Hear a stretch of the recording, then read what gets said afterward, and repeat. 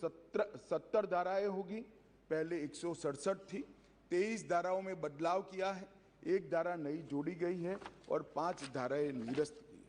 मान्यवर, मैं सदन को बताना चाहता हूं, ये तीनों कानूनों में गुलामियों की निशानी से भरे हुए कानून। सबसे पहले तो इसको ब्रिटेन की पार्लियामेंट ने पारित किया था, हमने अडॉप्ट किया था, यहीं से शुरुआत होती। परंतु इसके अलावा आज भी जो कानून आज इससे निरस्त होंगे, जब सदन पारित करेगा तब वो कानूनों के अंदर कुछ शब्द थे, मैं जरूर कहना चाहता हूं, जिससे हमें मालूम पड़ेगा कि 75 साल तक हम किस कानूनों के आधार पर क्रिमिनल जस्टिस सिस्टम को चलाए हैं। पार्लियामेंट ऑफ यूनाइटेड किंगडम का जिक्र है, प्रोविंशियल एक्ट का जिक्र है, notification by the crown representative का जिक्र है, लंदन गैजेट का जिक्र है, ज्यूरी और बैरिस्टर का जिक्र है जो हमारे यहाँ कब के चले गए, लाहौर गवर्नमेंट का जिक्र है, कॉमनवेल्थ के प्रस्ताव का जिक्र है, United kingdom of great Britain and Ireland parliament का जिक्र है, हर मेजेस्टी और बाय द प्रीवी काउंसिल, ऐसे हर जगह रेफरेंस दिए हुए हैं।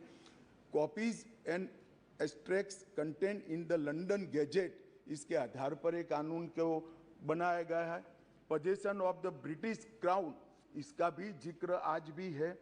Court of justice in England, इसका भी जिक्र 33 से ज़्यादा जगहों पे है। हर मैजेस्टी डोमिनियंस का इस अधिनियम के अंदर ढेर सारे जिक्र है। टोटल 475 जगह ये गुलामी की निशानियों को समाप्त कर कर आज हमने एक नया कानून मान्यवर लेकर आए हैं। माननीय अध्यक्ष जी, इस कानून से हमने नए युग को जोड़ने का भी प्रयास किया है। हमारी क्रिमिनल जस्टिस सिस्टम में बहुत समय लगता है। कानून में कोई कानून की अदालत में जाए तो न्याय इतनी देर से मिलता है कि न्याय का कोई मतलब ही नहीं। लोगों की श्रद्धा उठ गई, कोर्ट में जाने से डर है। मैं गुजरात का कानून मंत्री भी रहा हूं, विधि मंत्री भी रहा हूं। कई लोगों ने मुझे कहा था कि साहब पनिशमेंट की कोई जरूरत ही नहीं। मैंने बोला क्यों? कि कोर्ट में जाना इटसेल्फ पनिशमेंट है।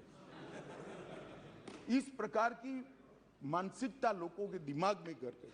हमने इसीलिए आधुनिक से आधुनिक तकनीक को इसके अंदर समाहित करने का निर्णय किया है। माननीय अध्यक्ष जी, दस्तावेजों की परिभाषा का विस्तार कर कर इलेक्ट्रॉनिक या digital record, email, server longs, computer, smartphone, laptop, SMS, website, locational साक्ष्य, डिवाइस पर उपलब्ध मेल और मैसेजेस, ये सभी को कानूनी वैधता इस देता है, जिससे अदालतों के अंदर जो कागजों के ढेर लगते हैं, अंबार लगते हैं, वो समाप्त हो जाएंगे। एफआईआर से केस डायरी और केस डायरी से चार्जशीट और चार्जशीट से जजमेंट तक की सारी प्रक्रिया को डिजिटलाइज करने का प्रावधान इस कानून के अंदर मैं लेकर आया हूं।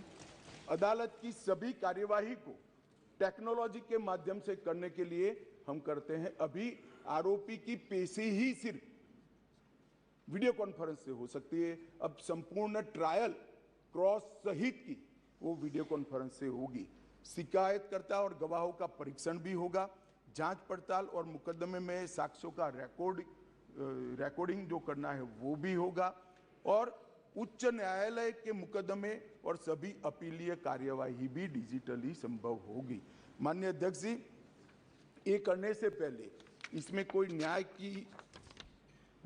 न्याय के बारे में कोई गोता ही न हो जाए, इसलिए हमने नेशनल फॉरेंसिक साइंस यूनिवर्सिटी और देश भर के सारे विद्वानों को, इस विषय के विद्वानों के साथ बैठकर इसकी चर्चा कर कर टेक्नोलॉजी के एक्सपर्ट के साथ बैठकर उसको बनाया गया है। सर्च और जब्ती के वक्त मान्यवर हमने कई सारे ऐसे प्रावधान किए हैं जिससे निर्दोष नागरिक को फंसाया न जा सके। सर्च और जब्ती के वक्त ढेर सारी ऐसी फरियादें मेरे यहाँ रख दिया गया, मेरे यहाँ था नहीं, पुलिस लेकर आई, रख दिया।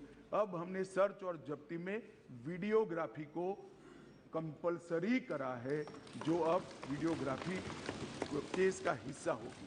पुलिस द्वारा ऐसी रिकॉर्डिंग के बिना कोई भी चालान चार्जशीट रखा जाएगा वो वैध नहीं होगा।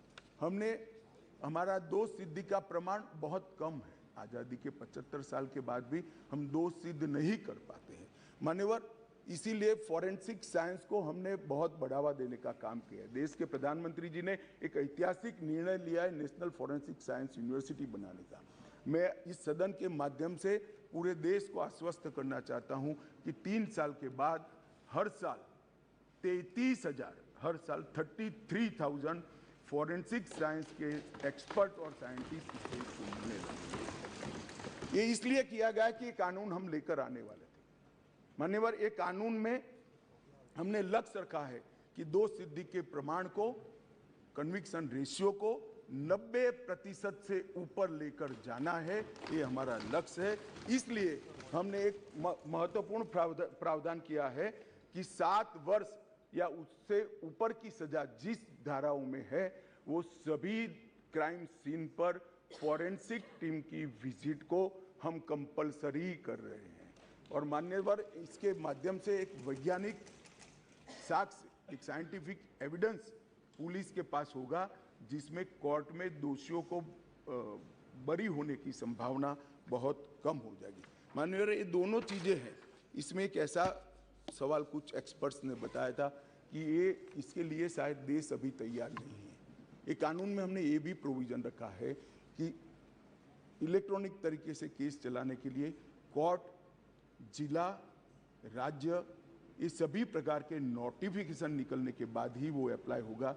मानो एक कोर्ट किसी राज्य ने तैयार कर दी तो वो कोर्ट नोटिफाइड कर सकते हैं।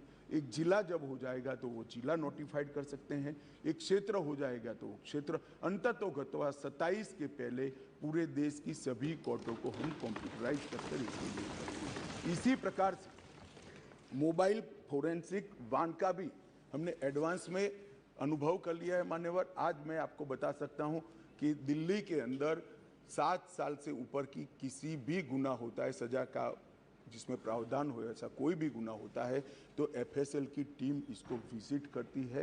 ये सफल प्रयोग हमने दिल्ली के अंदर कर दिया है। बेंगलुरु में अब सरकार बदल गई, भगवान जाने क्या होगा, मगर हमारी सरकार थी तब बेंगलुरु में भी इस प्रयोग की शुरुआत की थी। इसके लिए हमने मोबाइल एफएसएल के कंसेप्ट को लॉन्च किया है और सफल कंसेप्ट है मान्यवर।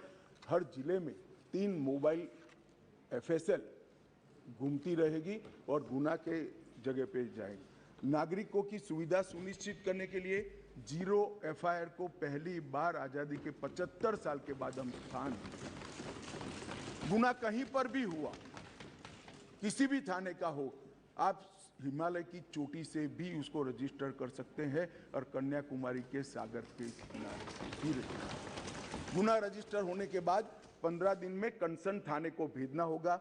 एफआईआर का प्रावधान हम पहली बार जोड़ रहे हैं।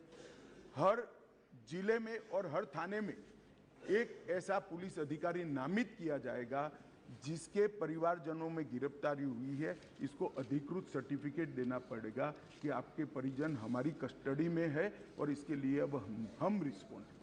कई बार पकड़कर पुलिस 4 दिन तक कोई जवाब नहीं देती है मान्यवर, और वहां पर उनको कोर्ट में जाना है और इसकी जगह अब वो ऑनलाइन भी सूचना देनी पड़ेगी और व्यक्तिगत सूचना भी देनी पड़ेगी। यौन हिंसा के मामले में पीड़िता का बयान कंपलसरी कर दिया गया है और यौन उत्पीड़न के मामले में बयान का वीडियो रिकॉर्डिंग भी अब कंपलसरी कर दिया है। मान्यवर, पुलिस को 90 दिन में जिसने फरियाद की है इसका स्टेटस देना हमने कंपलसरी कर दिया है। 90 दिन में उसका स्टेटस देना पड़ेगा और हर 15 दिन में फरियादी को अपना स्टेटस भेजना पड़ेगा।